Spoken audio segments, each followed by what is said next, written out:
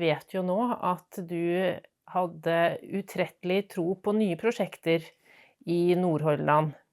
Og du hadde vært ute i verden igjen og blitt introdusert til UNESCOs Man and the Biosphere Program, biosfæreprogrammet, som omhandler mange biosfæreområder. Nå det 738 biosfæreområder globalt, og mange av de ligger i Europa. Men vi hadde ingen biosfæreområder i Norge.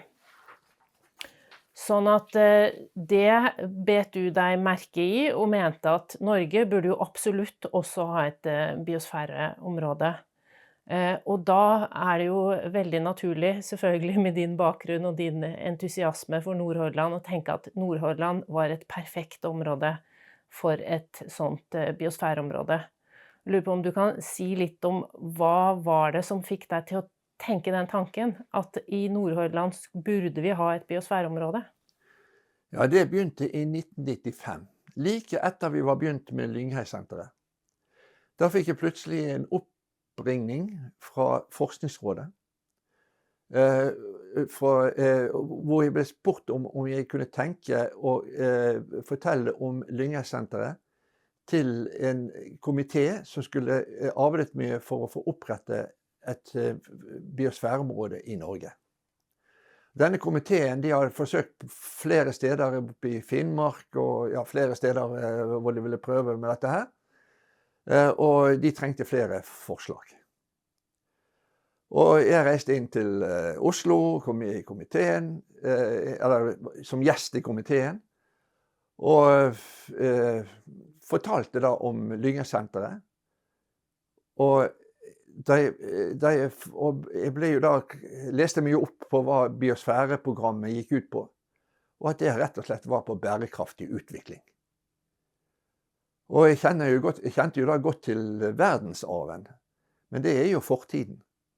Bærekraftig utvikling, det jo fremtiden for Norge. Og jeg fikk jo vite at det var veldig mange biosfæreområder rundt omkring i verden. Og at det var irritasjon i MAB-programmet over at Norge ikke hadde kommet med i dette. Mens både Sverige og Finland og mange europeiske land var det, Norge manglet. Og da gjorde de en god ting. Norge fikk inn en representant i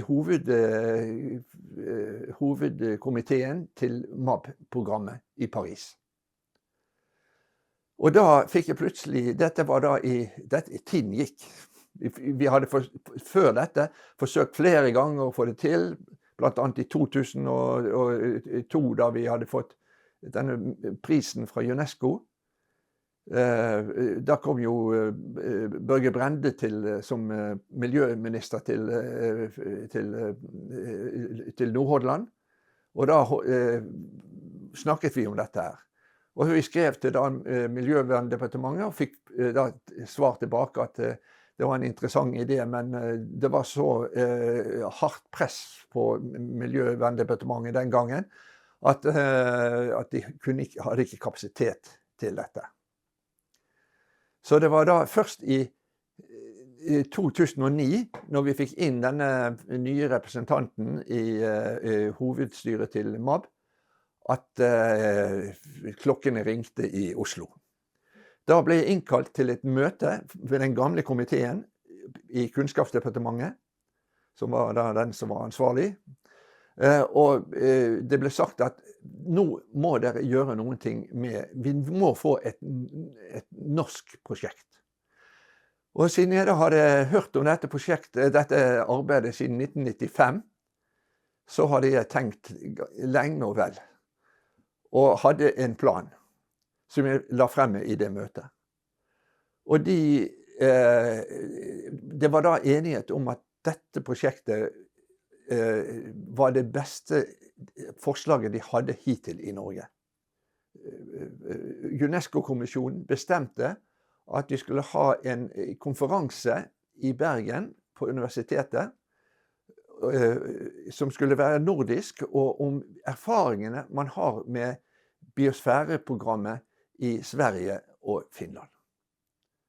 Og så se hva de ville mene om dette som var kommet frem i Bergen. Og da hadde vi ekskursjon til Nordhordland, og jeg holdt håper jeg en flammende tale om dette prosjektet. Og og rektor på universitetet var til stede, og han sa det at da ville han syntes dette var en veldig god idé, og at han ville gå inn for at Universitetet i Bergen skulle knytte et UNESCO-professorat til biosfæreprogrammet. Og dermed så hadde jeg da et grønt lys for dette. Men så var det jo da å få enda mer kontakt med kommunene. Og der hadde jeg jo da den fordelen, jeg ble bedt om å da drive saken videre på vegne av universitetet. Og da hadde jeg fordelen ved at jeg hadde jo jobbet lenge i Nordhordland. Jeg kjente de fleste ordførere og sånn, og hadde jo lært Lynghei-senteret. Så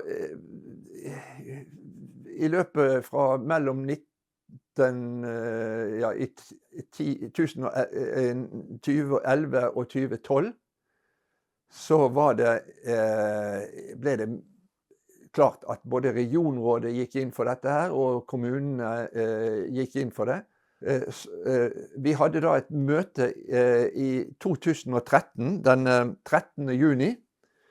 Da var fylkesrådmannen til stede, og alle ordførerne,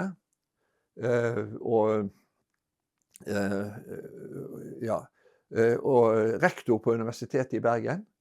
Og da ble det bestemt at Nordhordland skulle satse på biosfæreprogrammet. Og at Nordhordland ved regionrådet tok på seg å være sekretariat for biosfæreområdet, og at Universitetet i Bergen skulle være hovedsamarbeidspartner. Og det var også da klart fra rektor at arbeidet med UNESCO-professoratet, det arbeidet fortsatte. Søknaden til biosfæreprogrammet startet da i 2013. Og regionrådet, som ansatte da Kari Evensen for å være leder for programmet. Og det ble også bestemt at vi skulle følge den svenske metoden, nemlig først å lage en forprosjektsøknad, og før for å vise at vi virkelig hadde de kriteriene som var nødvendige. Og så skulle vi starte med hovedsøknaden. Så i 2014 så hadde vi den søknaden ferdig, og deretter så var det en lang tenkepause i UNESCO rundt. Og da i 2015 så fortsatte vi da med hovedsøknaden. Og det var en stor jobb. Dette her jo veldig omfattende. Det mange fag som inne i dette. Det jo hele samfunnsutvikling og naturen og det hele. Og jeg henvendte meg da til fagmiljøene ved Universitetet i Bergen, for mye av det lå jo utenfor mitt fagfelt. Og noen sa at de kunne tenke seg å gjøre en jobb, og noen gjorde det. Men den som virkelig gjorde en stor jobb, det var Inger Måren. Det var hun var en krumtapp i å få den botaniske siden av det hele ferdig. Og vi delte jo altså arbeidet med sånn at naturen, det var liksom universitetet først og fremst. Samfunnet, det var først og fremst regionrådets folk som skulle arbeide. Så så skulle vi oppfylle kravene til UNESCO om såkalte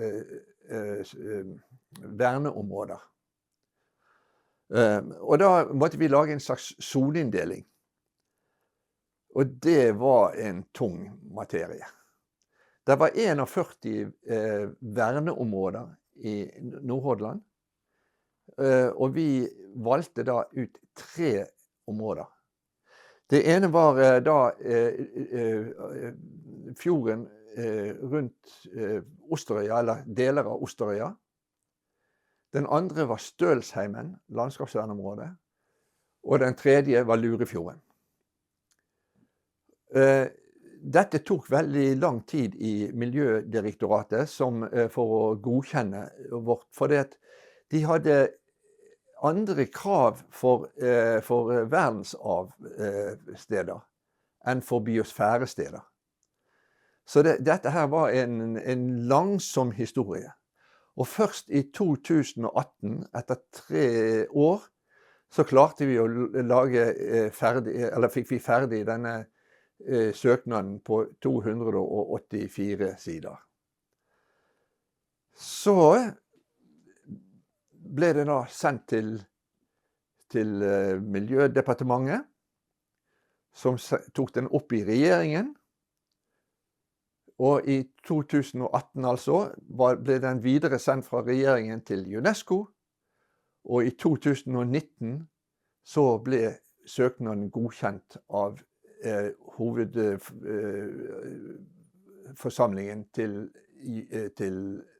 biosfæreprogrammet.